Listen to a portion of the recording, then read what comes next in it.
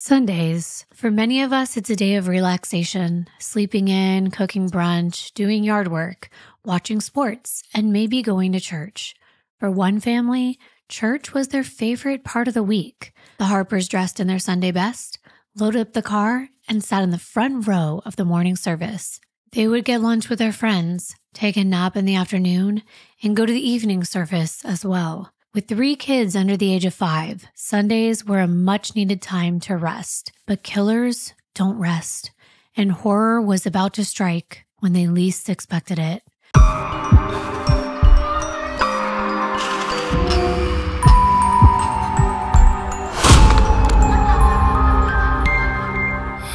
Hi, everyone, and welcome to episode 19 of the Darklivity podcast. I'm your host, Kimbyr, and I'm here with my co-host, my best friend, my fiance, the love of my life, Jonathan. Hi. I can't believe we're at almost our 20th episode, which is exciting.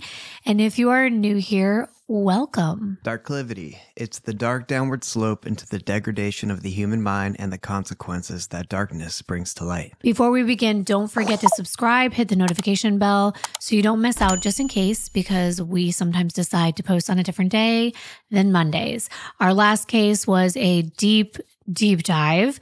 And we don't like to rush anything, so we try our best to stay on schedule. But thank you so much for your patience. We also want to jump in really fast because we do have a sponsor for today's video, and I'm excited for this one because if you don't know John and I, we are obsessed with scents. We have a ton of perfumes and colognes, and we do have our signature scents, but we're always looking for something new. And I heard about Dossier from a YouTube friend of mine, Brittany, from Bradderstein True Crime Channels, so I had to try it for myself. Perfume can get expensive. For example, I love the Baccarat Rouge $540. If you know, you know, but it's over $200 a bottle. Well, Dossier has designer fragrance impressions, and they have one called Ambery Saffron. And I kid you not, it's described as a whiff of wealth on the Dossier website, and I can't agree more. It's classy, and you can get a 50 milliliter bottle for under $50. Of course, we will link that for you below. You've got to try it. They also have original scents and collections like the Genderless collections, the Speakeasy, and Wellness collections, starting at just $39. Or you can choose the best seller, which is what I did. I got the Citrus Ginger and the Powdery Tobacco. That one actually smells surprisingly very good. Yeah, I know it sounds weird. I like that one but that one's really good. But I also really like the Citrus Ginger. It smells just like it's called, Citrus Ginger. It smells good. Plus, I don't want to forget, they have candles, which is another thing that we both love. Yeah, we picked the one that is inspired by YSL's Black Opium perfume. And it's really good. I opened it up and we didn't even burn it and we could smell it already. And there are other ones you can choose from as well as room diffusers. All Dossier perfumes are made in France. They're cruelty-free and non-toxic. So check them out at the link in our description box. And thanks to Dossier for supporting this channel and helping to make today's video possible. Now let's get into our story for today. I also want to point out that there will be a number of people to meet in this case. But first, we need to go back to 1933 when the matriarch of the Harper family was born. Her name is Ernestine Harper. She was the third of 4 sisters, Bertha, Helen, and Teresa. She was born in Texas on March 27th to Arthur and Annie Mae Harper. Life was tough for Ernestine's family. She grew up in the South during the height of the Jim Crow laws and the KKK. If you're not familiar with the history of segregation in the United States, it's a level of dehumanization and evil that continues to affect our day-to-day lives even today. In her 20s, Ernestine moved to San Joaquin Valley in California, hoping to escape racial persecution. Bakersfield had a population of 145,000 people, and they were kinder, but segregation was still prevalent until the 70s. Even so, Ernestine fell in love with California, the weather, and the community, and she was determined to make a difference. Throughout her career, she earned a reputation as a fearless activist and civil rights leader. Ernestine combated racism in the justice system and worked with defendants who were accused of crimes that they didn't commit. For Ernestine, God came first, and then her life's work. She was tough, fair, energetic, loving, powerful, smart, and ambitious. Nothing could get in her way. And she always had a soft spot for the underdog. Now, you might have heard of the Maria Rodriguez case in the 90s. She was murdered in the woods, and the only suspect was her ex-boyfriend, Alfred Rollins IV. He was found guilty, but the case was racially motivated, and the investigators ignored key facts. Well, Ernestine rallied support in the Bakersfield community to overturn that conviction. Alfred was retried, and after a hung jury, the charges were actually dropped. Ernestine organized lobbying events in Sacramento and became the president of the Americans United for Justice. She volunteered through the East Bakersfield Church of Christ whenever she had free time and attended every gospel and study service. She was also a single mom to 5 children. Her oldest, Robert, grew up to be a minister. Her middle 2 daughters, Elaine and Linda, were highly intelligent and went into nursing and data processing. Eddie, the 4th child, became a minister in Florida, and her daughter Joni, which was also the youngest, she chose to stay close to her mother and live with Ernestine in Bakersfield. Now, Ernestine raised her kids as hard workers, and she was always working to pay the bills. She couldn't always make meals and pick out school outfits, but she was there when you needed her. Ernestine was a servant, not just of God, but of other people. She lent her couch to anyone who needed to get back on their feet. She loaned out her car and made meals for people experiencing homelessness. She worked with people from all walks of life. Because of this, she was highly respected in her whole community. Also, due to the type of work she did, she was paranoid, and I'm the same way. Learning about all these cases makes me always double check the doors and windows and make sure that they're locked, and I'm always looking behind my back. I'm sure you can relate. Ernestine kept her locks up to date. She deadbolted the doors. She even had wrought iron bars installed over her windows and her front door and surrounded her home with a spiked gate. By the time Ernestine was 70 years old, she was hard at work on yet another high-profile murder case and living in the house that she owned jointly with her daughter Joni. They felt safe there. It was a 4-bedroom, 2-bath home on a 7,000 square foot lot. But Joni's family was outgrowing the space, but we're getting ahead of ourselves. So first, let me tell you more about Joni Harper. She was born on November 14th of 1963 to Ernestine and her father, Samuel Henderson, who passed away when Joni was 37 years old. As a child, Joni was the closest with her brother, Eddie. Every morning, Eddie made the children breakfast, selected their outfits, and did Joni's hair. Eddie only knew one hairstyle, a slicked back ponytail, so that is what Joni got every day, and she never complained. She was patient, sweet, and quiet, and she expressed her gratitude often. She made you feel like you were loved and heard. And at Bakersfield High, Joni was obsessed with basketball. She was tall and athletic and played as a small forward or a power forward, which meant that she was great at everything: scoring, rebounding, passing, and defending. She played on the girls' varsity team and graduated in 1981. And after that, she got a basketball scholarship to Southwestern Christian College. So Joni packed up and moved to Terrell, Texas, where she lived for 2 years, earning her associate's degree in psychology. But Joni missed California, and more than anything, she missed her mom. So she returned to Bakersfield and spent the rest of her 20s job hopping, attending Pepperdine University in Malibu and watching basketball whenever it was on TV. And Joni had a dream. She wanted to officiate the National Basketball Association, the NBA, the professional league. She had a goal of being the first woman to officiate an NBA game. But the first woman to accomplish this was Violet Palmer in 1997. But at that time, this was still 1990. So Joni was on her mission to make that title hers. So I want to know if any of you are basketball fans. Let us know in the comments. I do like watching, but I'm not really a true fan. The most I ever knew about the sport was when I was in high school and I was a cheerleader. But officiates are like referees. They have to make quick decisions on who commits a foul or a violation in high pressure situations. You have to know the game, and Joni knew basketball very well. So after college, she officiated the high school girls' varsity games and was so good that they moved her up to the boys' teams. She was the first woman in Bakersfield to accomplish this. In 1994, Joni began officiating for the North Bakersfield Recreation and Park District and worked her way up to college games in Fresno, joining the California Athletic Collegiate Association. In the basketball world, just like in the real world, getting ahead is about who you know. It's recommended you go to every clinic and coaching event not only to get better, but to make connections. Joni was frequently invited, but she usually didn't go. She had other priorities and considered officiating just a cool hobby.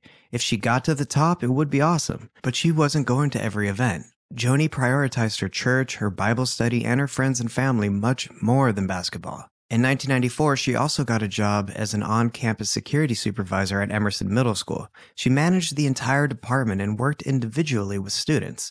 They loved Joni. She was soft-spoken but firm, and she knew how to keep the kids in line. That year, she had something else taking up her time. A man named Vincent Brothers, who was 2 years older than she was. And from the moment they met, she was captivated by Vincent's charm.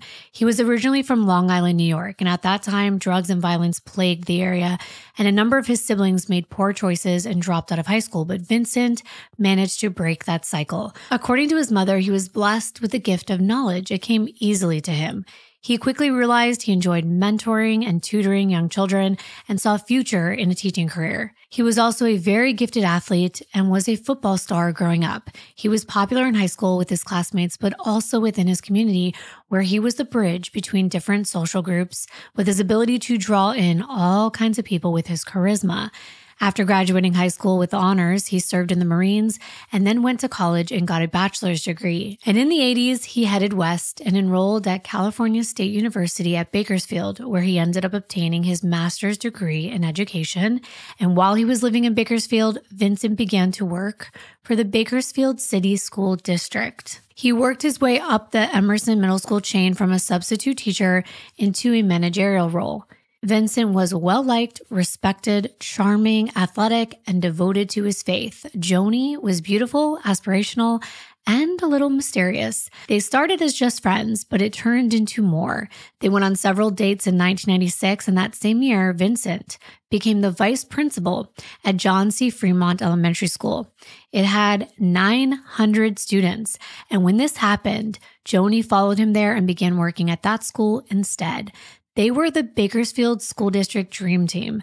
They were even featured on the local news. Joni was the campus supervisor, and Vincent, the vice principal, were recognized for their commitment to ensure the safety and well-being of all of their students. They were commended for walking and biking kids home from school. Vincent would even pay the bus fare for students or faculty who needed a hand.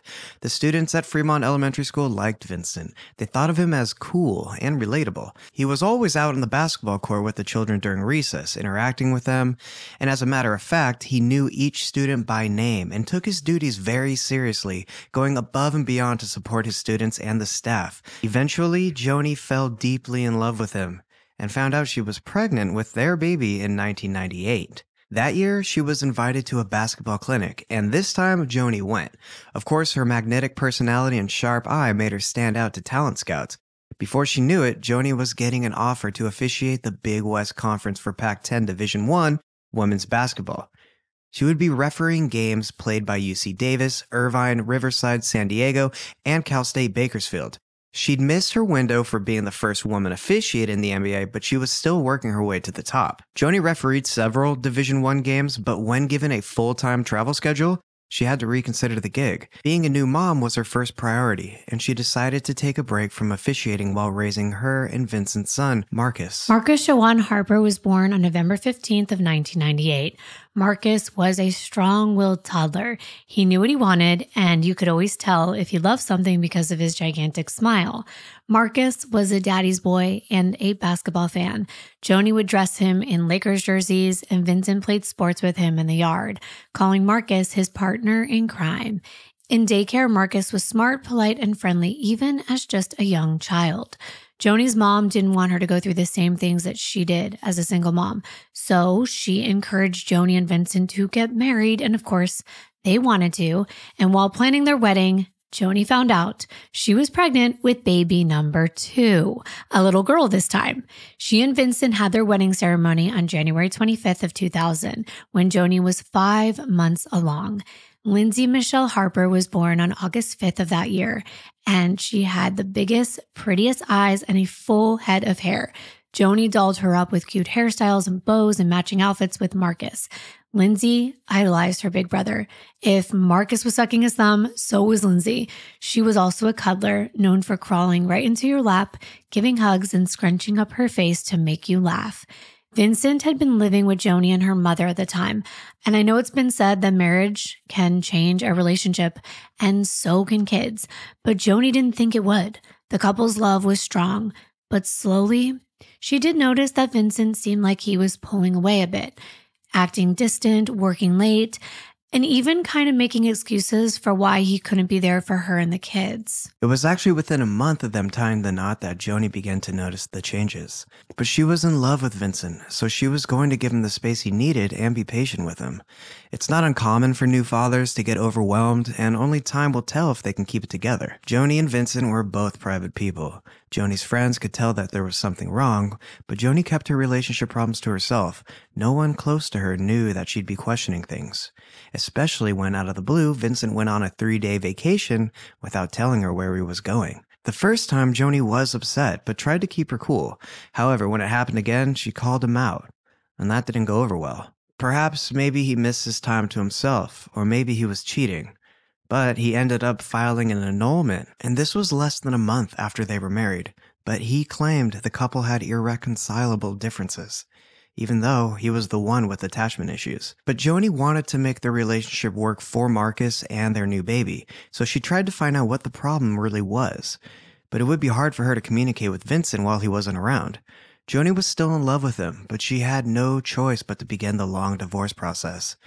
Despite their breakup, both she and Vincent still thought they were soulmates, but it just wasn't the right timing for Vincent, and they needed a break. By that summer, in August of 2000, Joni decided to move in a different direction, considering she was basically single at this point. She transferred to working at Rafford Johnson Community Day School, an alternative junior high school that was dedicated to troubled teens and special needs children. Joni loved it. She was known for pulling up in her black Jaguar and wearing a bunch of different school jerseys. On her breaks, she hung out beneath the Chinese tree on the lawn, and things were going well at work. But of course, in her private life, things had changed a lot, or gone back to the way they used to be before Vincent. Joni was living with her mom at the home that they owned together, and she had custody of Marcus and Lindsay, and she leaned on her mom and her best friend Kelsey Span for support. Kelsey was a fellow Lakers fan. She was the life of the party and always pushed Joni to dance, have fun, and trust in God that everything was going to be okay. They were so close, they actually called themselves sisters, and Kelsey even called Ernestine her mom. In 2002, Joni and Ernestine were living in that 4-bedroom house on the corner at 901 3rd Street in Bakersfield. It's a very busy neighborhood on the east side, and Joni brought her kids with her everywhere at the time. Every other weekend, she visited her favorite salon called Who's Bad in order to maintain her straight hair. So my mom's a stylist, and wow, were the names of salons really created in the 90s, like the Who's Bad. There was one that my dad went to called Head First. And he would constantly call, like right when his friends would come in or anyone was around, and they would always answer and they would say, head first. And he would respond, whoa, all I want is a haircut. He thought it was hilarious. It's probably super inappropriate now, but that was a thing. But the names of hair salons were like really out there. And there are still some around here that are like from the 90s that I've seen that have really funny names like that. But anyway, let's go back to the case at hand. Joni wanted to keep up with her look. She wanted to keep up with herself. So she made it a point to get to those appointments no matter what. And she would sometimes have to bring her kids in their PJs. And other times she brought girls from her church to get their hair styled. Everyone there knew her and loved her. Getting her hair done was her self-care routine, and she kept herself together despite the divorce. But it was funny because during this time, that's when Vincent realized he had lost a good thing. But I told you this the other day that it's been said that guys are kind of quick to make the decision to break up, and they seem to get over it really fast because maybe they fill their time with like dating and, hooking up with people. But women tend to become heartbroken right away and they're not able to move on. But when they finally do, the guy is just starting to feel sad about it. Like it's just hitting him that they're not together because they process heartache differently. So I think it's funny that he was now ready to kind of make things work. Well, Vincent did some soul searching and joined a ministry program to reconnect with his faith. When he reached out for another chance to be with Joni, she agreed to see him and gave him the benefit of the doubt. And this time they were determined to communicate better with one another. Vincent moved in with Joni that fall. And not too long afterward, Joni discovered she was pregnant with their third baby. In January 2003, she and Vincent took a trip to Las Vegas and got remarried. They both told their friends this was a vow renewal, not their second marriage, because as we know, Joni had never really revealed anything to their friends about the couple's issues, or that they actually got divorced. During this time, Ernestine was out of the country. She was doing a 7-month ministry trip in Africa, helping people in need get access to fresh food and water. Ernestine returned to the country for her grandson's birth, and Marshall James Harper came into this world May 23, 2003. And Marshall was a cutie pie, and in Joni's older brother Eddie's opinion, he was destined to be a minister like himself. It was the family's legacy after all. And after giving birth, Joni did have a rough postpartum month, but by the end of June, she was meeting up with her friends and enjoying the summer.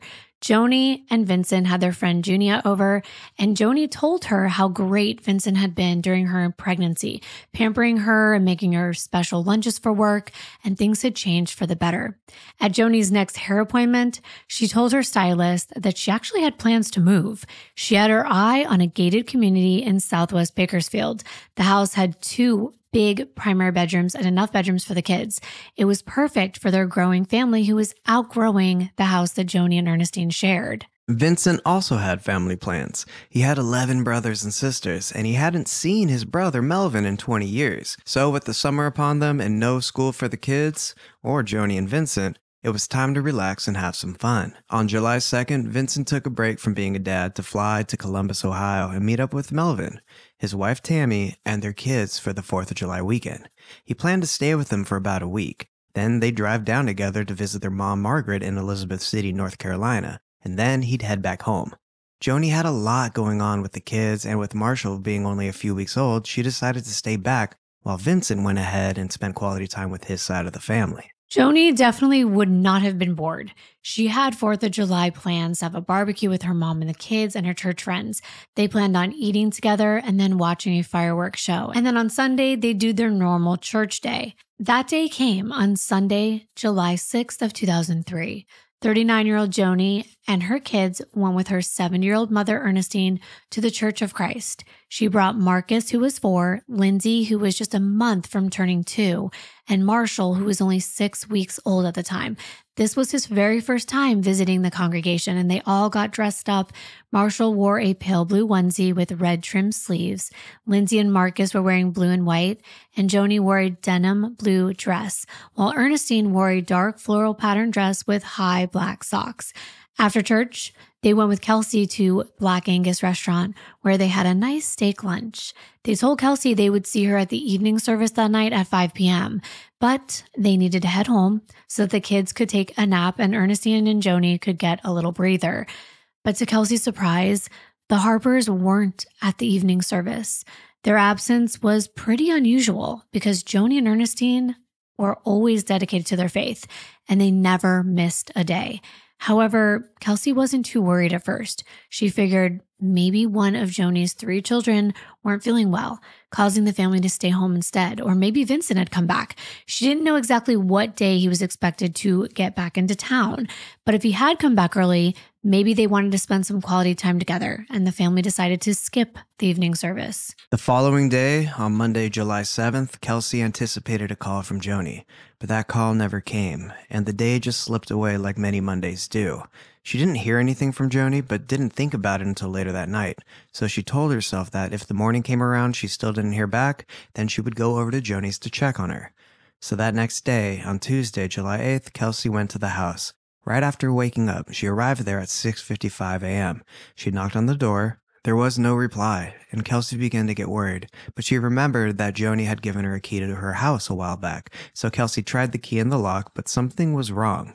The door was stuck. It wouldn't open, so Kelsey walked around the back of the house to see if she could see anything through the windows, but it was very hard to see through them considering they had iron bars all over them. But when Kelsey tried to open the sliding glass door at the west side of the home, she was stunned. It was unlocked. It was never just left unlocked like that. Kelsey thought it was very unusual because she knew Ernestine was a very paranoid person. She would keep things locked up. It was just another thing to worry Kelsey. So Kelsey was now inside and headed down the hallway. She kept calling out for anyone who may be home, but the house was silent. She turned into Joni's bedroom, and a wave of dread and horror washed over her. The room appeared to have been ransacked. The TV was off its stand. It was lying on the beige carpet nearby. There were shoes scattered all over the floor. And then she saw someone. It was Joni. She was lying on the bed. Kelsey could see both of her legs kind of hanging off the side, except the position she was in didn't seem natural. It was a lot to take in at once, and within seconds of seeing Joni, Kelsey noticed she was face down on the bed, under the covers, and she called out her name, hoping to rouse her, but Joni didn't move. As Kelsey scanned the room, she realized Lindsay was lying next to Joni, her head covered with a pillow. Then Kelsey spotted Marcus, who was on the opposite side of the bed. He too, partially obscured by sheets and pillows, but none of them were moving.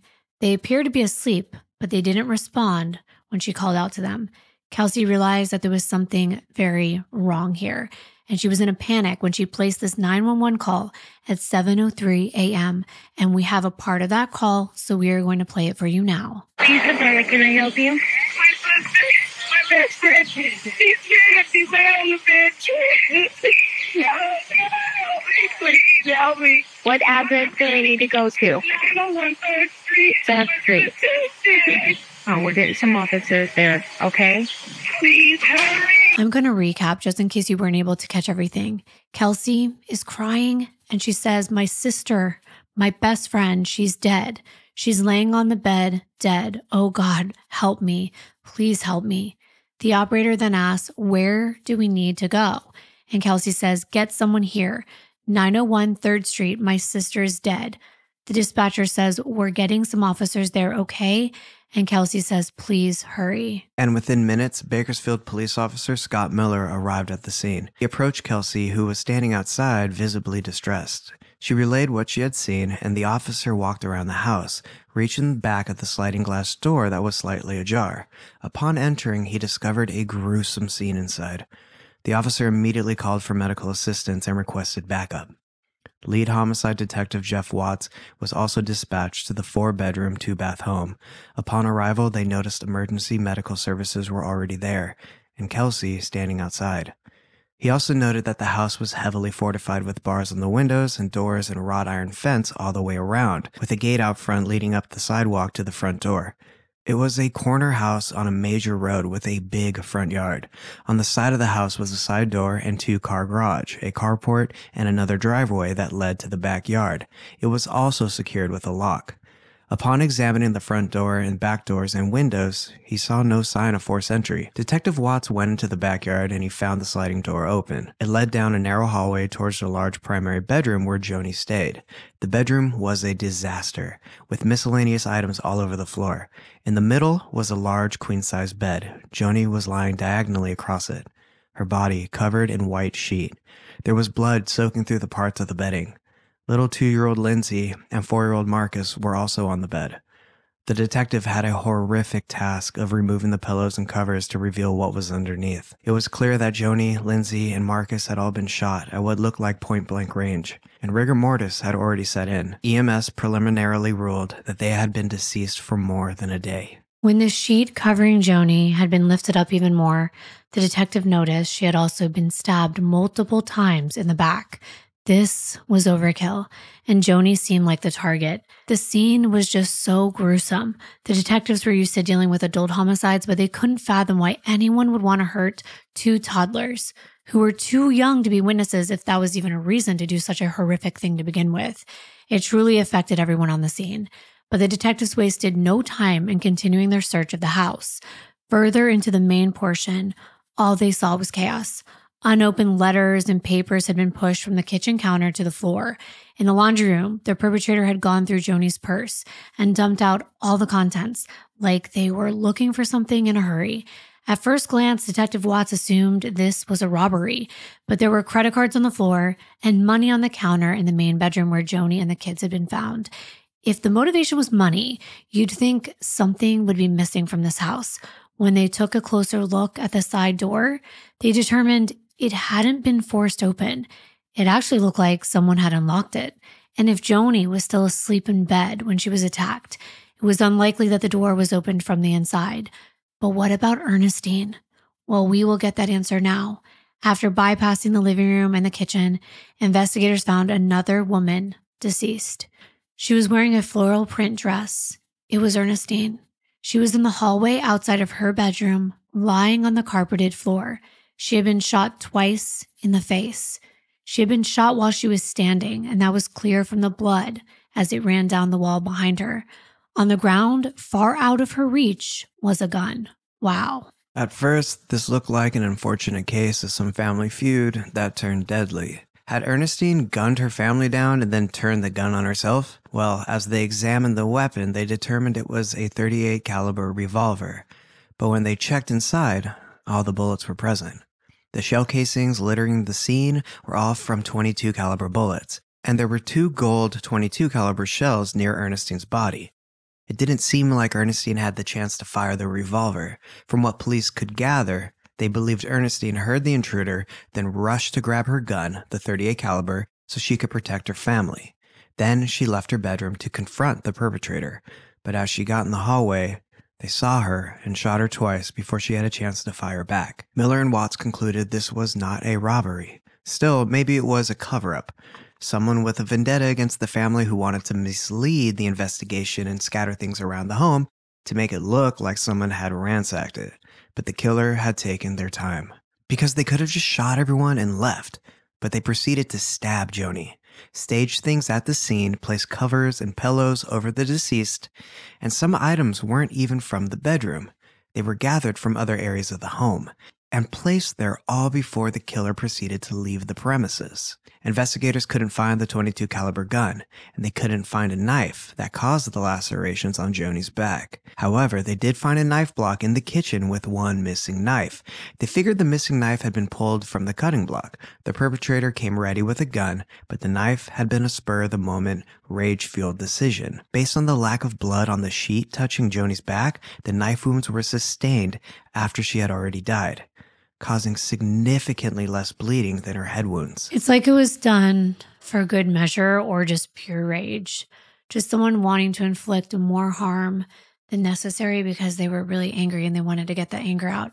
But it also appeared Joni had been the first one to be targeted. Judging by the position that she was in on the bed, it looked like the perpetrator had leaned over the bed while she slept and shot her multiple times. That gave Ernestine time to get out of bed, and Joni's 2 children were targeted afterward. But we know Joni had 3 kids. So where was the baby? The entire time Kelsey was waiting outside, she called friends and told them to come to Joni's quick, including Michelle Batiste. When Michelle pulled up and she saw the flashing lights and the crime scene tape, she was shaking with fear. Kelsey had been so distraught on their phone call that Michelle didn't even know what happened. Now she was standing with Kelsey as officers went in and out of the house. Finally, an officer informed Michelle that 4 people were found deceased inside, and Michelle couldn't believe what she was hearing. But she also knew that this was a 6-person household. Michelle urged them to make sure everyone was accounted for. The officers described Ernestine and Joni and Marcus and Lindsay, but they didn't mention a baby or a male adult. Michelle told the officers about Marshall and Vincent, and the officers sprung into action thinking that there could be 2 more victims inside, either injured or deceased. But upon further investigation into the home, they couldn't find anyone else. This was bittersweet. It's better than hearing that a 6-week-old baby and their father were dead. But now they needed to locate little Marshall. They were informed that Vincent was out of town and no one knew when he was expected back. So now they were thinking Marshall could have been removed and kidnapped by the killer. Child abduction cases are scary and they're disturbing, and there are men and women who will kidnap babies for human trafficking or to raise this child as their own. And they'll go so far as to murder the rest of the family. I actually did a case like this on my main channel, and it is absolutely heartbreaking. I'm going to link it above and below in case you want to watch that later. The bottom line is, where was Marshall? They figured they would go back inside one more time and really turn everything over to make sure he wasn't still there. They were hoping he was on the property, and there was still a chance he was alive and maybe just hungry. But the silence was eerie. They didn't hear any baby cries, and after 7 minutes of really looking in every nook and cranny, they finally found him. Their worst fears became a reality. Baby Marshall was on the bed with his mom and his siblings, but he was no longer alive. He'd been shot in the back and then completely covered up by pillows. He was just so tiny that they hadn't seen him the first couple times they searched. That's so sad. And that's exactly what they didn't want to be true. This news was delivered to Kelsey and Michelle, and it was just another horrifying chapter in this horrendous murder saga. They would never get a chance to see Marshall's first steps or hear his first words or get to know his little personality, and that makes me so sick. It was 3 generations that were killed all at once, and investigators were having a hard time wrapping their brains around what kind of person would have done this. Soon, there were crime scene vehicles outside, and of course, coroner's vans to transport the bodies, and lots of people from the neighborhood were already gathering in front of the home. So personnel had to use yellow tarps to conceal the bodies as they were removed from the home and transported. When the news broke, the Bakersfield community flocked to 901 3rd Street, bringing flowers, stuffed teddy bears, candles, and even things like baby clothing and shoes. A number of Joni and Ernestine's friends were in shock, along with the entire crowd that surrounded the home. A mass murder like this involving children was unheard of. So many residents were in shock, especially because of how well-known Ernestine and Joni were. This whole family was highly respected. The first person the investigators wanted to speak with was Kelsey. She was brought down to the station and told them that Ernestine was like a mother to her, and Joni like a sister. She saw them last when they had lunch at Black Angus after the morning church service on July 6th. She said it was the usual routine for Joni's family to leave, take a nap, and then return for the evening service. Everyone who knew them knew they did this all the time. Kelsey gave a description of what the family was wearing that day, and Ernestine's floral dress, for example, was matched to what she was wearing when she was shot. Joni had gotten undressed, but the baby was still wearing the blue onesie, and this narrowed down the time frame a bit. It appeared they had been killed during nap time, which made sense since they were in bed aside from Ernestine, but of course, they were still waiting an autopsy. Miller couldn't believe that someone had fired over 6 gunshots in the middle of an afternoon on a busy street without being heard. Kelsey also provided information about Vincent and his trip to Ohio, who was expected back any day now. The investigators were worried that this entire family, including Vincent, could have been targeted, so they wanted to pinpoint his current whereabouts as soon as possible, to either confirm he was okay and give him the horrible news, then warn him he may be in danger, or to make sure he wasn't already another victim. They tried calling the number they were given for Vincent, but no one was picking up.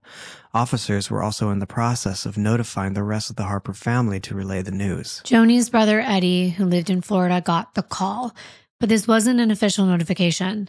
Someone in their family had actually heard that the family members Joni and Lindsay were deceased, that they had been shot.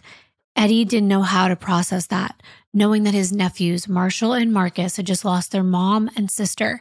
He called his mom, Ernestine, right away, but she didn't pick up. He was confused, heartbroken, and he spent hours praying that everyone else was all right. Then the same family member called Eddie back again and gave him more bad news, that Marcus and Ernestine had also been killed. Hours after that, Eddie learned that baby Marshall had been murdered as well. And I understand this type of information, you want to relay it as soon as you hear it. But I also think it's pretty careless for a family member to call him before they knew all the facts. But Eddie was angry, not only about what happened, but of course by the way he had to find out. But once those feelings of grief worked their way out of his system, he put his faith in God that his family's killer would be brought to justice. When the sun went down in Bakersfield, a candlelight vigil was held. Everyone was nervous and scared. The Harper's killer could have been anyone. Maybe someone was jealous of Joni.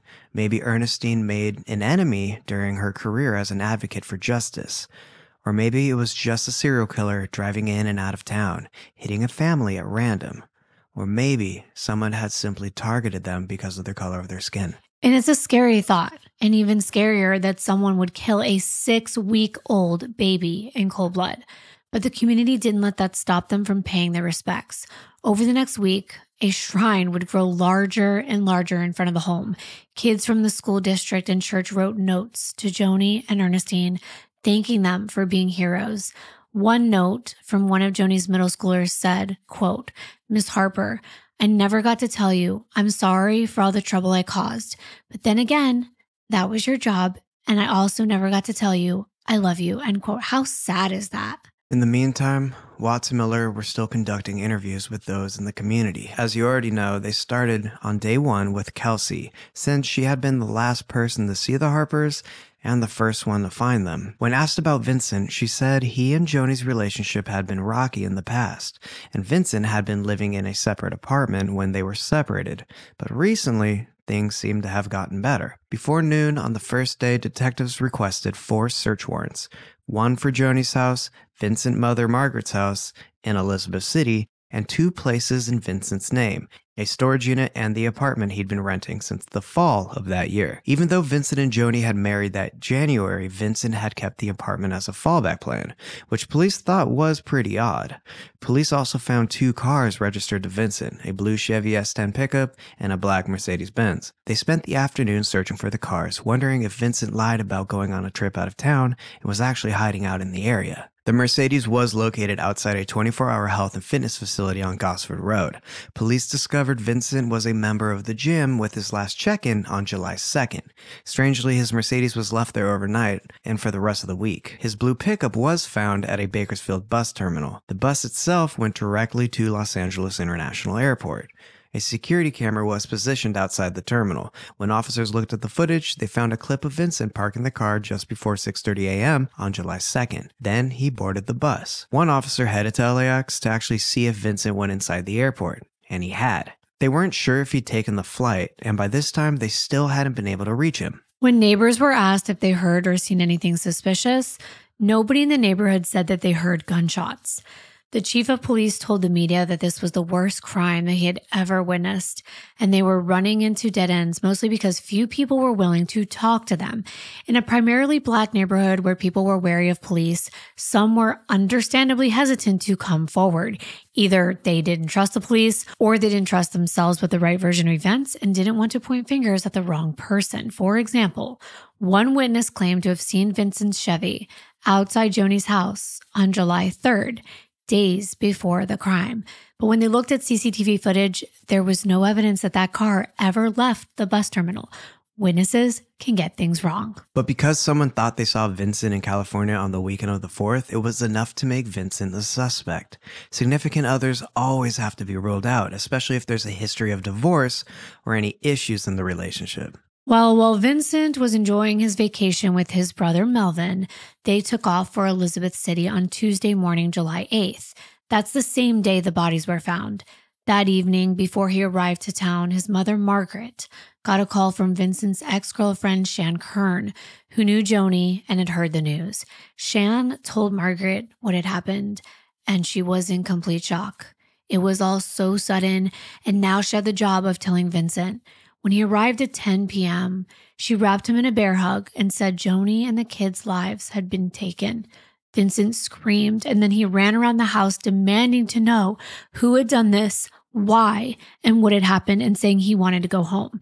At 11 p.m., Vincent drove with Melvin, Margaret, and his sister to the Elizabeth City police station, where he told officers what he had heard, that a relative had informed them that his family had been murdered in California.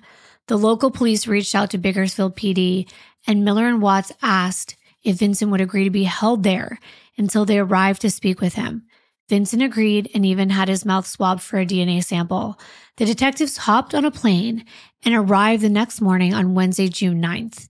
Vincent agreed to meet with detectives that morning. Watts planned to ask him very basic questions like, when was the last time you heard or seen your family? And if he knew anyone that would want to do this to them. But Vincent wasn't able to get it together. He was screaming and he was sobbing uncontrollably, and nothing was coming out of his mouth except for gibberish. He couldn't form one complete sentence. But between these emotional outbursts, he would call out to his mother, screaming, "Help me, Mama, and I want to go home." And we have some of that interview, so we want to play it for you now. We appreciate any cooperation that you can give us.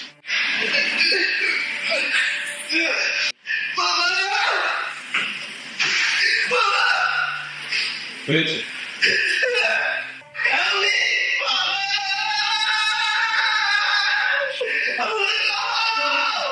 Watts tries to calm Vincent down, and he lets him know that he understood he was distraught, but they really needed any information they could get. Vincent still couldn't pull it together. It actually looked as though he was becoming physically ill and vomiting. Since Vincent was too overwhelmed to cooperate at that time, he was released. While this was happening, other members of the police department in Bakersfield continued canvassing and looking through police files, trying to find any violent acts or threats against Joni or Ernestine. They found nothing.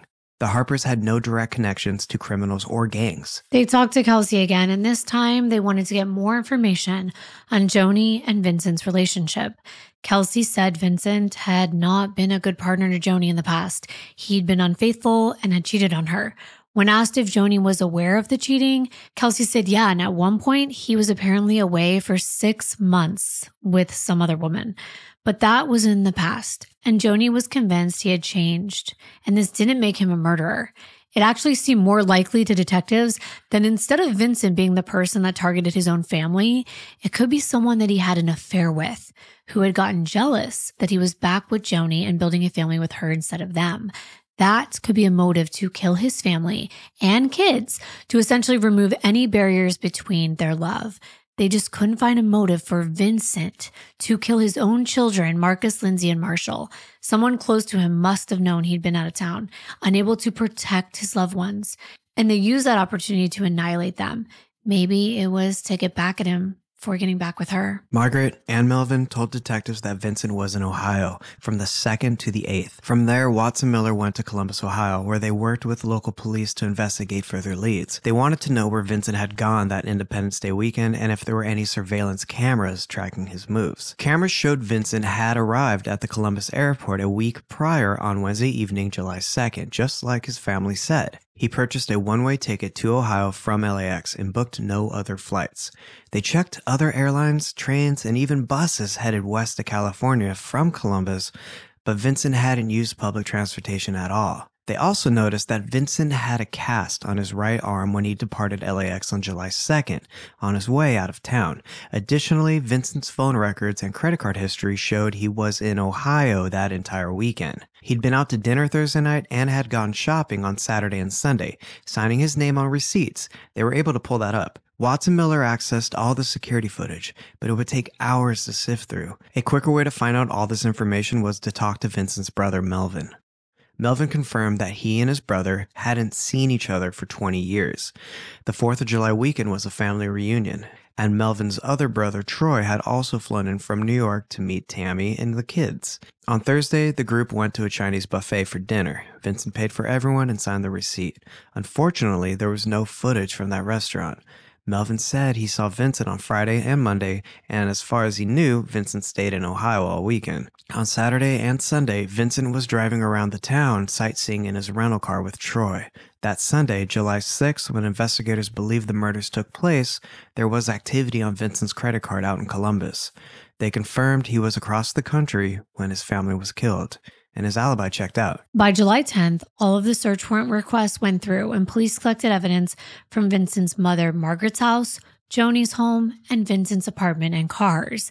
They found his laptop in his storage unit, but there was nothing connecting him to the crime. No blood, no weapons, and no cleaning supplies. By the end of the week, the Bakersfield Police Department called in Special Agent Mark Safarek, an FBI profiler. He's one of America's foremost authorities on criminal behavior. And by this time, the autopsies were completed, and it revealed crucial information about the July 6th timeline. The autopsy showed there was steak and potatoes in the deceased victim's stomachs, and we know that the Harper family recently ate a steak lunch. This would have been in the past 3 hours before they were found. So this information means they were murdered between the hours of 1 and 3 p.m. on Sunday, July 6th. The autopsies confirmed that Ernestine had been shot twice, once above and once below one of her eyes. Joni had been shot 5 times in the head while she lay prone on the bed, and afterward, she was stabbed 5 times in the back.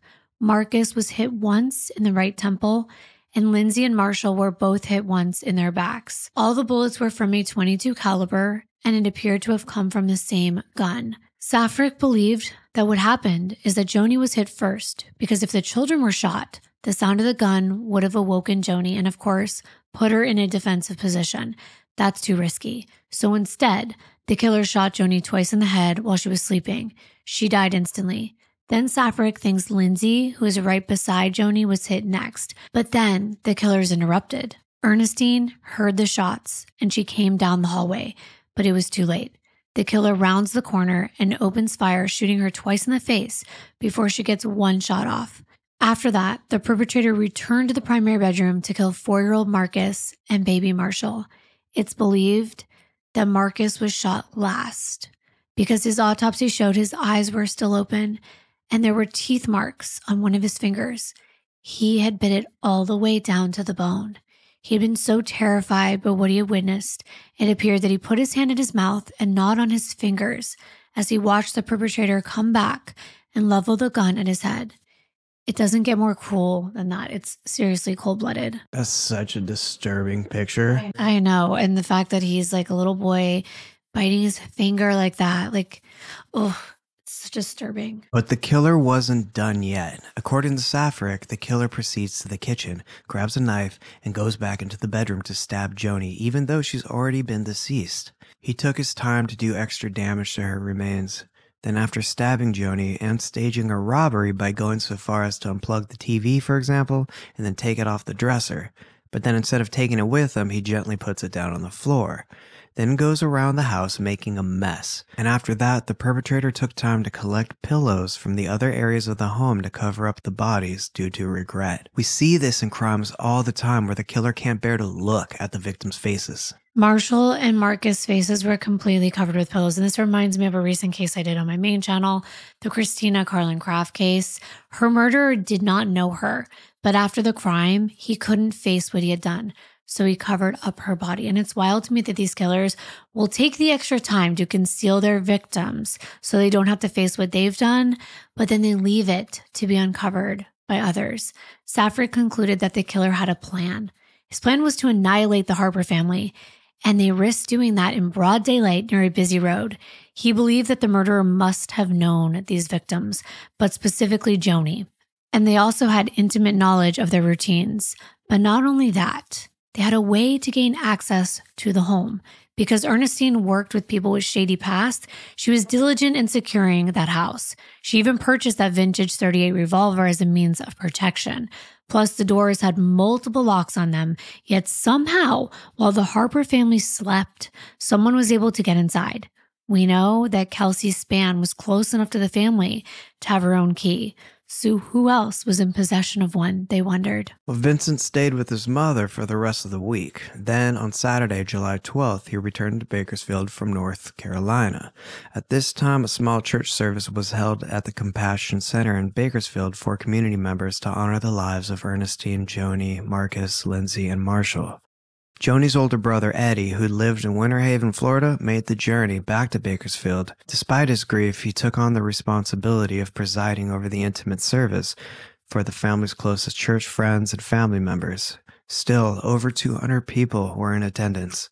Joni's sister, Linda, spoke to the media, calling the service a healing event, saying she had been struggling to contain her tears since the murders.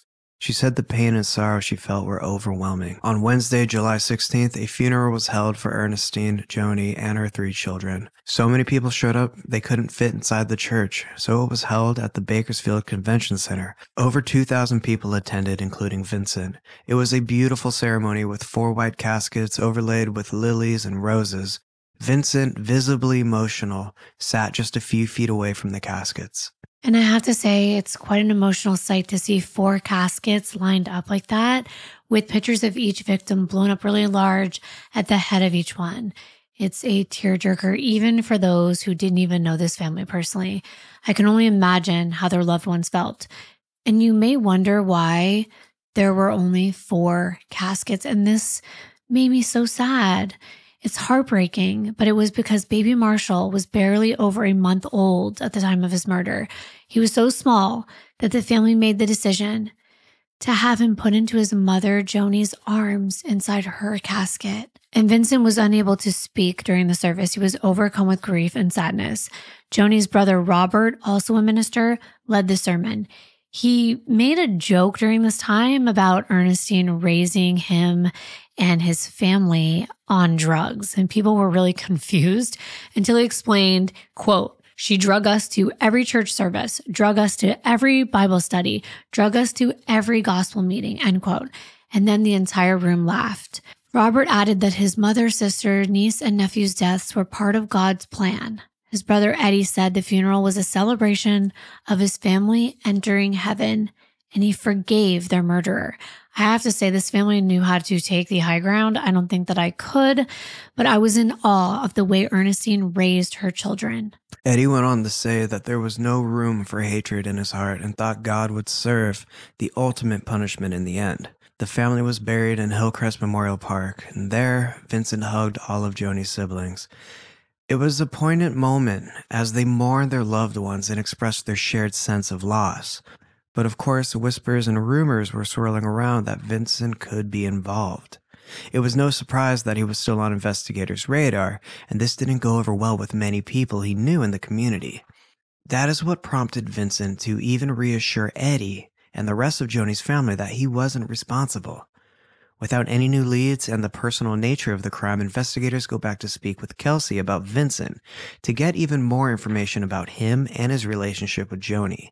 Now, Kelsey goes into more detail here, and she said that the couple was having issues to the point where Vincent was acting like he was single. She called him a liar, and she said he was deceitful.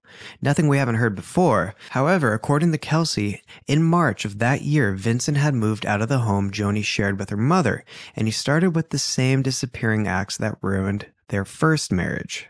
Kelsey said that Joni was torn between her faith and her feelings. Well, as Detective Watts, who was an expert in domestic violence, listened to Kelsey, he knew that it was common for the significant other to kill their spouse or partner, and he remembered something that didn't sit right with him during his attempt to interview Vincent. Sure, he came off as being distraught, but he never once asked what happened to his family. It's true, he could have been told by someone else, but only the detectives knew details. Yet there was just no information seeking on Vincent's part. And there could be an innocent reason for this, but it just looked like a red flag. But Vincent was beloved in the community. Many people rallied around him after his family was murdered. One of Vincent's friends stated that they'd visit Joni's house 2 weeks before her death, and Vincent was there. And during that visit, Vincent was actively involved in taking care of his new baby, Marshall. Another friend stated that there was no way that Vincent would ever do something like this. He could never even use a gun, and they described him as nonviolent. The Bakersfield School District placed Vincent on administrative leave with pay for the time being. After weeks, the community was still shaken up. It was a quiet, hot summer, but they knew that the killer was still out there. People put their mistrust of the police aside and came out of the woodworks with tips, some of which pointed toward the beloved vice principal, Vincent Brothers. One witness, who was known to be a heavy drinker, said that on July 6th, he saw Vincent outside of Joni's house. Another witness, who worked at Rite Aid, said that on July 4th, she talked to Vincent at her store. Then, on July 19th, two neighbors named Roosevelt Richardson and Calvin Calloway came forward. They were in their mid-20s and had both been charged with misdemeanors in the past, so the police took their word with a grain of salt. Roosevelt said on July 5th at 1 a.m. he saw Vincent pacing around Joni's house, looking agitated for 20 minutes. Roosevelt said hi, and then they had a short conversation.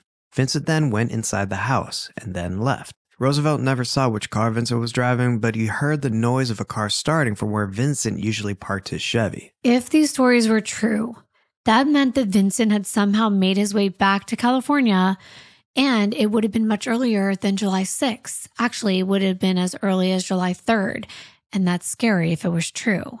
This man was just walking around free, but we also know that eyewitness testimony can be faulty. And as John mentioned, these were the type of people that weren't that credible in investigators' eyes.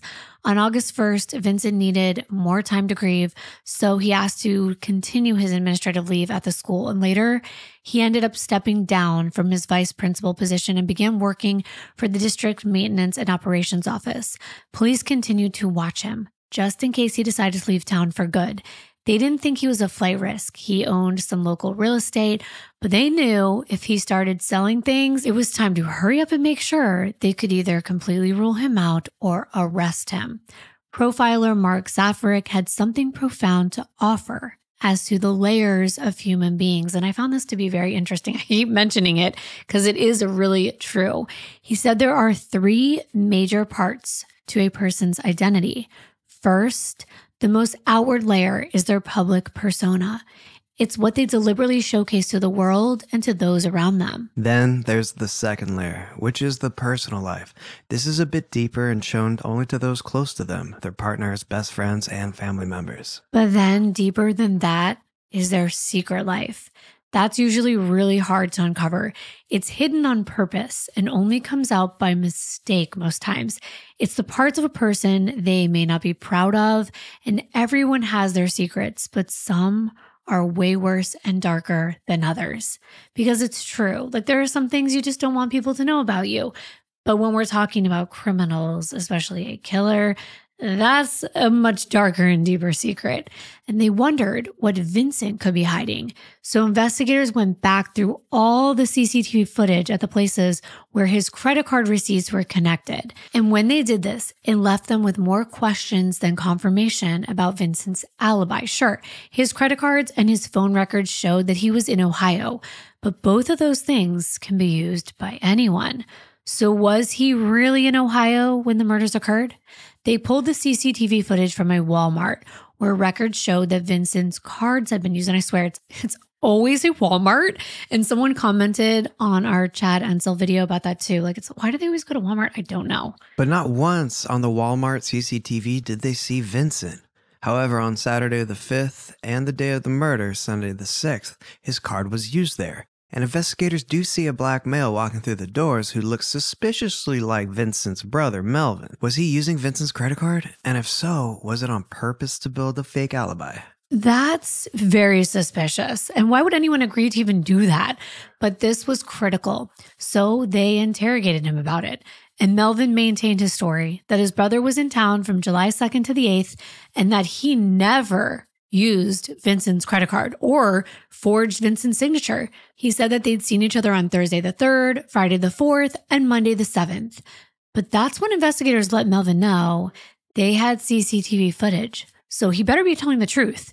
They even threatened to charge Melvin with accessory to murder. They told him that him and his wife could go to prison, and then his children would be put in foster care. So Melvin started to cry. And when he did, the police accused him of playing hardball, even though Melvin said he didn't know anything. When pressed further, Melvin said heatedly, quote, "I don't know where Vincent was. Just like I tell you right now, I don't know if he was in California doing that or not," end quote.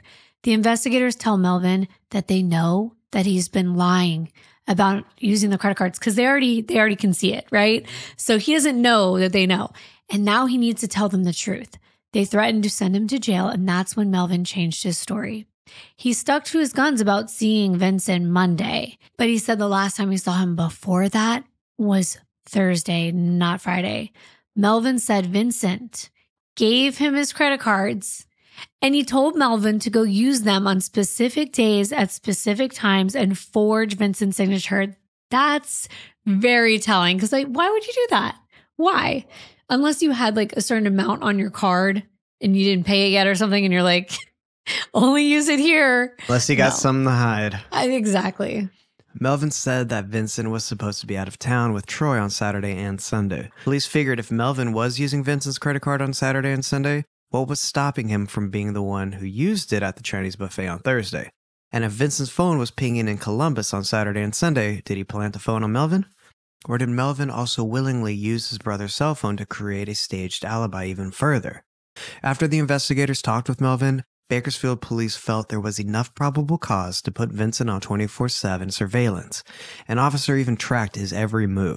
Another officer searched Melvin's house, collecting more pieces of evidence.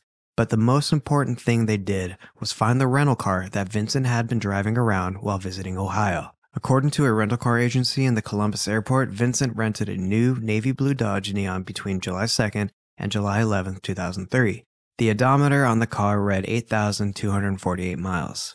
Before Vincent drove it, the Dodge Neon had only 5 drivers. All 5 drivers lived on the East Coast, and the Bakersfield police reached out to get the detailed maps of where the car drove. Nobody had gone west of Michigan. And from a rough calculation, the mileage totaled 2,600. That meant when Vincent rented the car, it had 2,709 miles on it. But by the time he returned it, it had racked up over 5,400 miles. To put this in perspective, the United States is 2,800 miles wide. If you calculate the distance from Columbus to California, it's 2,300 miles. If you double that, you're at 4,600 miles.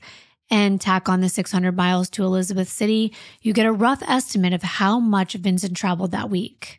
But there was one problem. The massacre happened on Sunday, and in Vincent's alibi, Melvin insisted he saw Vincent on Monday. That gave him only 33 hours maximum to drive 2,300 miles. And yes, if you average 70 miles per hour on the highway, it takes 33 hours to drive the distance. That's without stopping, sleeping, or getting gas. If you're going cross country, the average highway speed is less than 70 miles per hour. And if you're filling up the gas consistently, which you must do in a Dodge Neon, you would have to drive over 90 miles per hour the entire way without getting pulled over. It just wasn't possible. As they say, the math wasn't mathin', but Melvin could be lying about having seen Vincent on Monday. The evidence was stacking up, but it was too circumstantial to move forward with an arrest. The next step of the investigation was a breakthrough, though. The Bakersfield police had gotten a hold of the exact Dodge Neon that Vincent had driven. Watts had a great idea. He wanted to contact the head professor, Lynn Kimsey, at UC Davis. She's an expert in entomology, the study of bugs. And it's been a while since I actually talked about bugs in depth in a true crime case, and they're an amazing part of homicide investigations. My death investigation professor used to refer to them as the true first responders to a death scene. We'll be talking about bugs in a different context here because usually they come in when there's a recently decomposing body that attracts them. And sometimes the time of death can be determined by the stages of their larva, for example. But in this case, Detective Watts asked entomologist Dr. Kimsey to study the insect particles that were stuck on the grill of this car, the radiator, and the air filter. As most of us know, when we travel, especially on a highway and freeways, because we're at a higher rate of speed, our cars collect dead bugs as they get hit along the way. So she collected hundreds of winged fragments from where the bugs had been smashed against the rental vehicle. I love bug stuff. I do too. It was midsummer, so there were June bugs, mosquitoes, and flies. There were also moths and lacewings, which means the car was driven overnight. Those two species of bugs are nocturnal and attracted to car lights as they pass in the dark. What's interesting is that 3 of the bugs, 2 cicadas and a grasshopper, were species only found west of the Rocky Mountains. So you can probably see where this is going. Different types of bugs are found in different environments, and many times different geographic locations, even different states, have different species of bugs. Now, the argument that Vincent could have racked up all the mileage on the rental car just driving in Ohio was invalid. Sure, he also had to drive to North Carolina, we know that, but it still didn't add up because there were bugs from different places present on this car. They knew Vincent had driven back to California. But even with this information, there was no proof that he was at the scene of the crime. But logically, why would you fly to Ohio and then drive a rental car all the way back to California, most likely in the middle of the night, and then just to come back if it wasn't to commit this specific crime? But they had to prove it. The DNA results had come back along with the fingerprints, and criminologist Brenda Smith found no incriminating evidence at the crime scene. She found that Kelsey and Vincent's DNA were present, but they both visited the house frequently enough, so this wasn't a surprise. However, they did find something interesting. When they searched through the dumped out contents of Joni's purse, they found the tip of a latex glove that had been torn off the rest of the glove. The glove wasn't in the house, and it seemed innocuous at first, like a piece of glove that maybe Joni picked up from work. But when it was tested, the tip had DNA belonging to 3 people, and one of those people was Vincent Brothers. It was a 1 in 16 billion match that he was a contributor to that DNA. What are the odds that Joni had a fragment of a glove in her purse, which the perpetrator had scattered all over the floor, but no other gloves in this entire house? If Vincent did commit the crime, He could have worn gloves and accidentally torn a piece of the glove off while ransacking the house to make it look like a robbery. They knew they were on to something, but they still didn't have enough. So the case went cold for 9 months, and during this time, Detective Watson Miller learned all the intimate details of Vincent's life. He was born on May 31st, 1962 in Long Island, New York, and as we mentioned, many of his siblings faced struggles growing up that placed them in and out of jail. Vincent showed promise from an early age. He was athletic, a talented wrestler, and navigated his classes without studying. After undergrad, he joined the Marines and got his master's degree at Cal State Bakersfield. He met Joni while working at Emerson and then as the vice principal at Fremont. He was known for his success, popularity, and heart of gold. All the things we already knew. But he was a very private person. As the FBI profiler stated, human beings have layers to who they are. And what Vincent did in private will completely change your view about everything this man accomplished. At Emerson, a coworker accused Vincent of inviting her to his apartment, dragging her into his private space, physically assaulting her, and taking photos of her without her consent. She tried and failed to call the police, but finally she sprinted out the door, dove into her car, and drove away. After this incident, Vincent continued to harass her. She filed a 7-page report with the school district and planned to press charges until Vincent called her cell phone and threatened physical harm and blackmail her if she ruined his reputation. The investigators were no help. They asked her time and time again, "Are you sure you want to do this?" heavily implying that her report inconvenienced the school. So she dropped the charges, she transferred schools, and the district transferred Vincent to Fremont Elementary, covering up the reports to prevent a scandal. So that's why he ended up moving from one school to the other. Later, the police would not say why Vincent wasn't apprehended. Vincent also had a violent history with the women he dated, starting with his ex, Shan Kern. Shan and Vincent met at Cal State and had a baby, Margaret, in 1988, named after Vincent's mom. After they moved in together, Shan asked Vincent why he would randomly disappear every few weeks. Sounds familiar. He was accused of cheating, and she took one of her fuzzy slippers off, and she yelled at him, and she's like, "You can't treat me like this." And then she threw the shoe at him, and Vincent attacked her. She said that he jumped on her, and he started beating her like he didn't even know who she was. Shan described it as a Jekyll and Hyde situation. There was the public version of Vincent, the nice, soft-spoken Vincent, and then there was the evil Vincent. He scared her. She said he could flip as quickly as a coin, and you'd never see it coming. Vincent did go to jail for several days after this, but was released when he accused Shan of threatening him with a gun. They broke up, and just a month later, Vincent got married.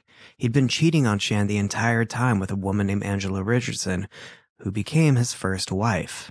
He had a son with Angela, but they soon divorced in 1990. Then he was on to his second wife, Sharon Claudia, in 1992. But just 4 months later, she filed for divorce and got a restraining order because Vincent threatened to kill her. They were in a hot and cold relationship for 6 years, and during this time, she filed multiple restraining orders. But abusers always have their way of gaslighting and manipulating those they pretend to care about. It's all about control, and Vincent always drew her back to his toxic magnetic field.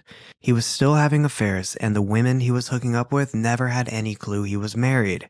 He had a secret life where he'd wine and dine these other women without ever suspecting he was living a double life. I don't understand why men like this even get married. Because what's the point? It's like, is it to have a cover life? Is it to have like this public persona as this upstanding citizen? So marriage makes them look like they have it more together or something? Because why keep doing this if you know you can't be committed? You want the best of both worlds. I guess. But regardless, Joni and Vincent's first and second marriages were no different. Mutual friends like Junia thought that Joni and Vincent were living in the same house all of 2003, but that wasn't true. As we alluded to by telling you some of what Kelsey said, in late March, they got into a fight and Vincent moved out and into that apartment that he never got rid of. Reminds me of Dexter, when Dexter had the apartment. After this, they got back together, but he still kept it. And Joni realized that no matter how hard she tried, Vincent wasn't going to change. he scared her too.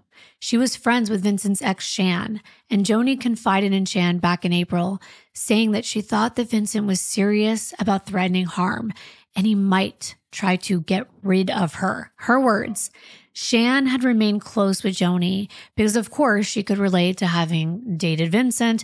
But remember, she had a daughter, Margaret, with him. And she wanted Margaret, who was 13 and living in LA, to know her half-siblings, Joni's kids, even if she wasn't a big fan of their father. She didn't want to deprive her of knowing Marcus, Lindsay, and Marshall. When investigators interviewed Shan, she said that in May of 2003, she had Joni over to her house to hang out. She showed pictures of her daughter Margaret's middle school graduation ceremony, and Joni said she wished she had known about it. Shan said she invited Vincent, but he never showed up. And she alluded to the fact she thought he was a deadbeat dad. Joni got upset, stood up, and left without a word. This is how Joni reacted when she was angry. She liked to process things alone.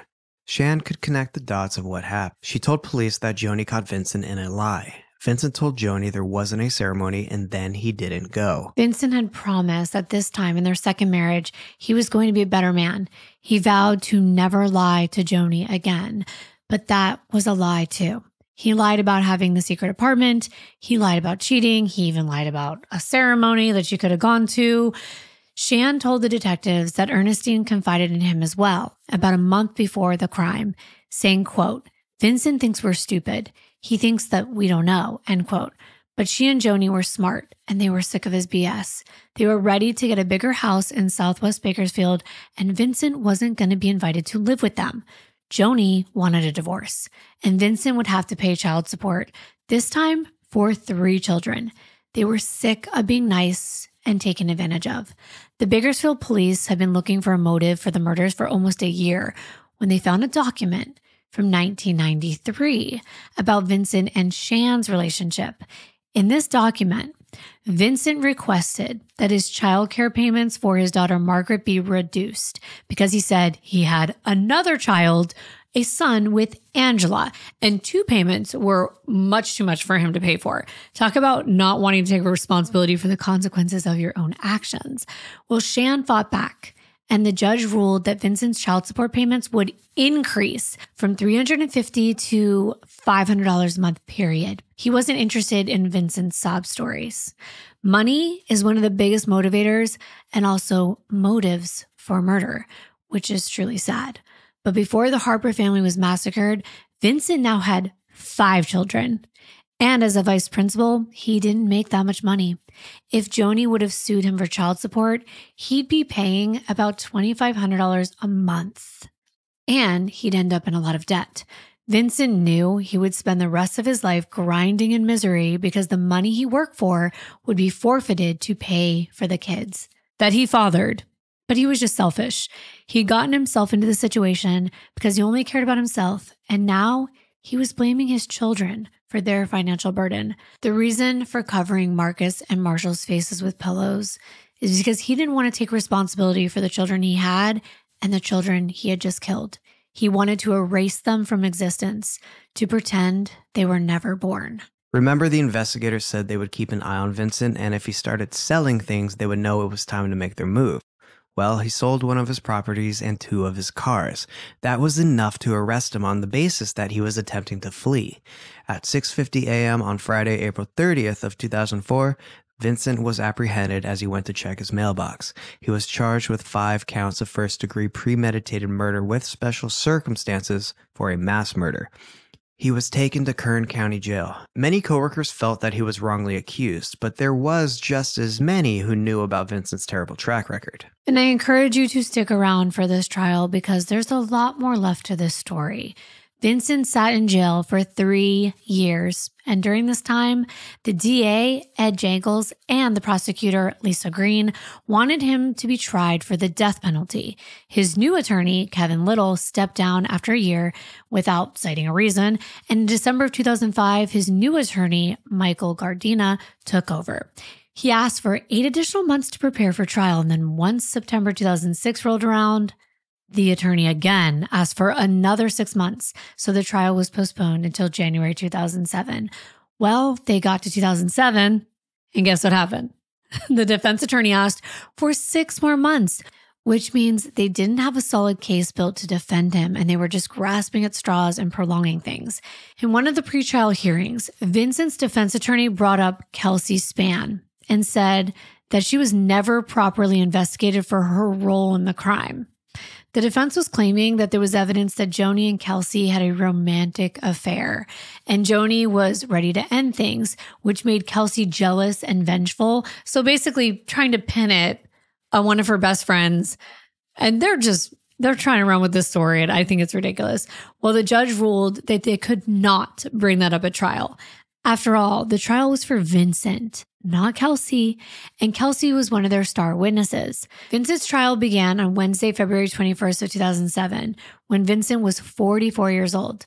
In her opening statement, Lisa Green explained that Vincent was a serial cheater and a liar. He stood to gain monetarily from killing Joni, Ernestine, and the kids. With this part of his life over, he could chase someone else without the consequences. He wanted a clean slate. He wanted the freedom to live his own life and spend his money on his own terms. But his defense attorney, Michael Gardina, said there was no motive and no evidence pinning Vincent to the crime, and it was physically impossible for him to have driven to California and back between Friday and Monday. He said Vincent's brother Troy would testify and explain where Vincent and him went that weekend. Gardina said that the police butchered this entire investigation. There were leads that were not followed up on, and he even mentioned a conversation that Joni had at church on July 6th with two men and one woman that nobody knew. And no one looked into who they were. And I have to agree, the investigation was not without faults, but it's like Occam's razor. The explanation that requires the fewest assumptions is usually the correct one. Another way of saying this is that the more assumptions you have to make, the more unlikely an explanation is true. It makes way more sense that the person who would gain the most from this murder was Vincent. Right, and the prosecution presented convincing evidence about the Dodge Neon's path from Columbus to California and back. But then the defense brought witnesses who confirmed the rental car agency had a bad history of faulty odometers and entering the wrong information into the computer system. Well, then the prosecution brought forward Dr. Kimsey, the bug specialist.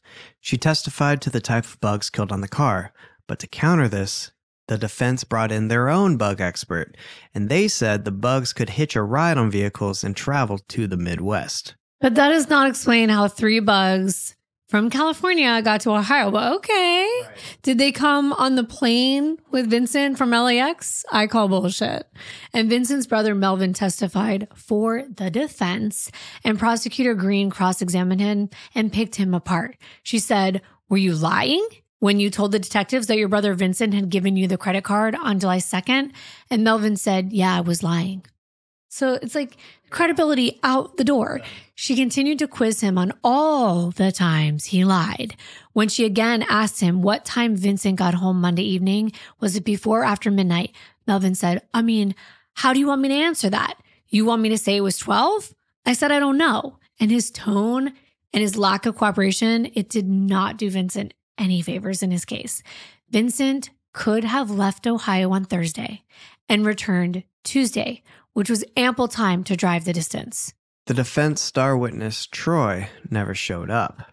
He was in the building that day he was supposed to testify, but he didn't swear in. Instead, Gardina brought Vincent forward to testify on his behalf. And that is definitely not a surprise to me, because he's exactly the type of defendant that thinks that he can charm a jury and, of course, put on his public persona. He was soft-spoken and persuasive. I'll give him that. He cried, but not too much and not too little. It's like he knew exactly when to close his eyes, to take a moment when it called for it. And then he would take in a deep breath, do these dramatic pauses. It was like... He was an actor. Yes, exactly. It was an Oscar-worthy performance. He said he loved Joni.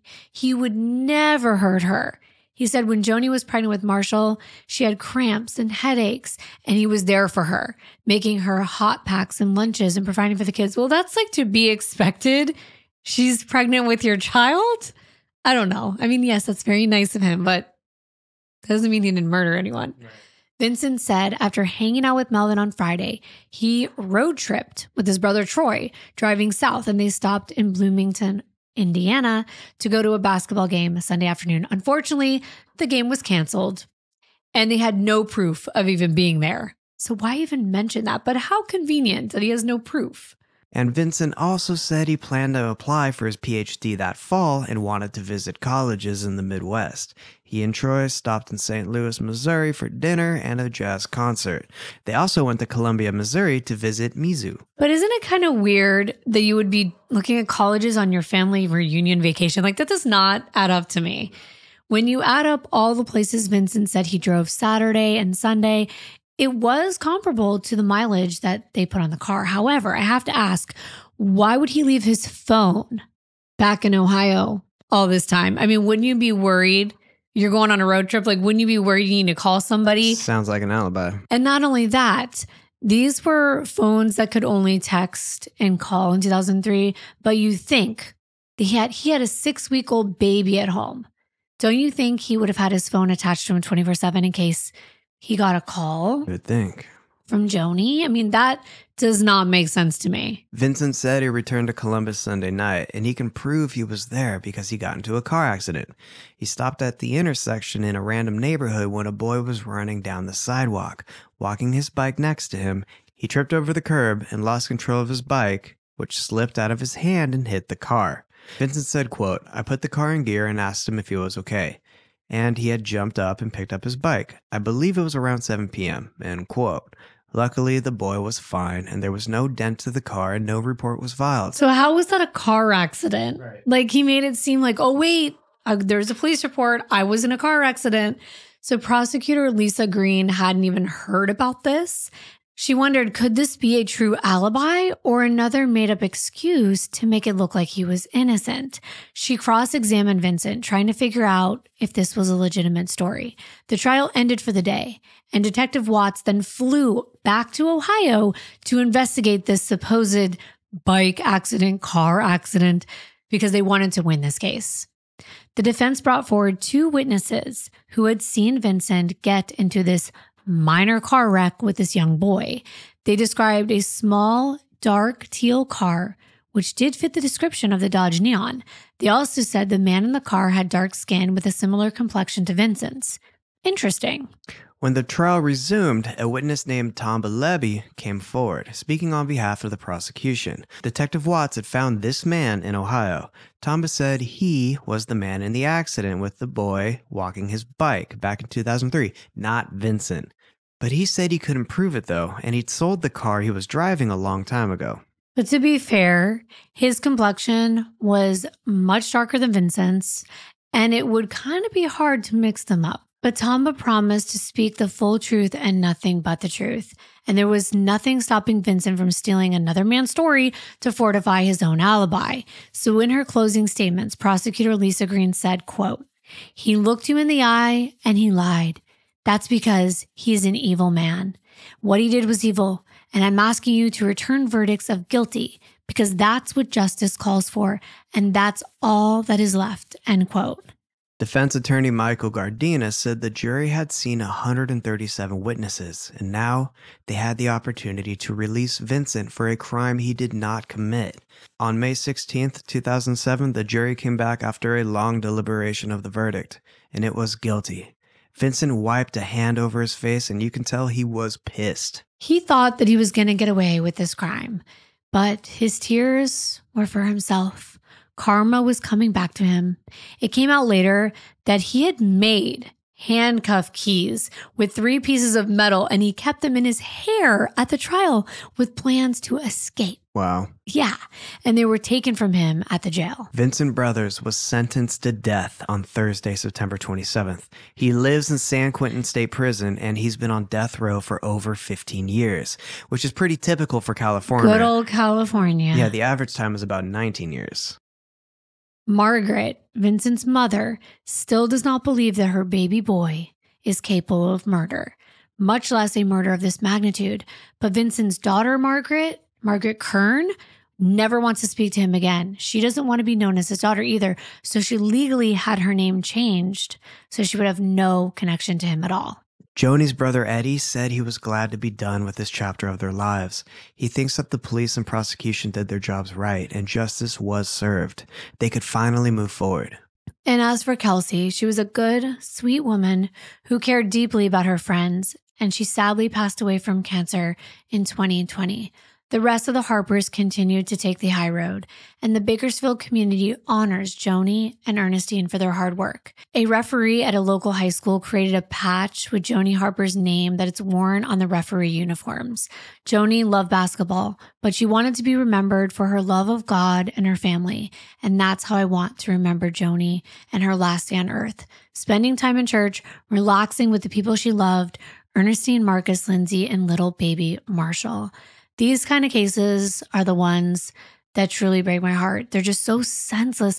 I don't understand why these type of people, like I said, get into serious relationships. Why get married? Why have kids? It's beyond my understanding. It's like the Chris Watts case. What's the point if you don't truly love and care about your own children? Get sterilized or something. Like if you know that you never want to have a child because you don't want child support, like you're super scared. Irresponsibility, you know? Ugh. Yeah. And also, I mean, California can be kind of harsh. I'm not making excuses, but California, marriage and children, all that stuff, it can. Yeah, sure. I mean, we were just watching the O.J. Simpson trial. Talk about layers. Yes, exactly. So we want to thank you so much for being here. Like always, don't forget to like, subscribe, and hit that notification bell so you don't miss out on what's next. We will see you in our next video. Bye. Bye.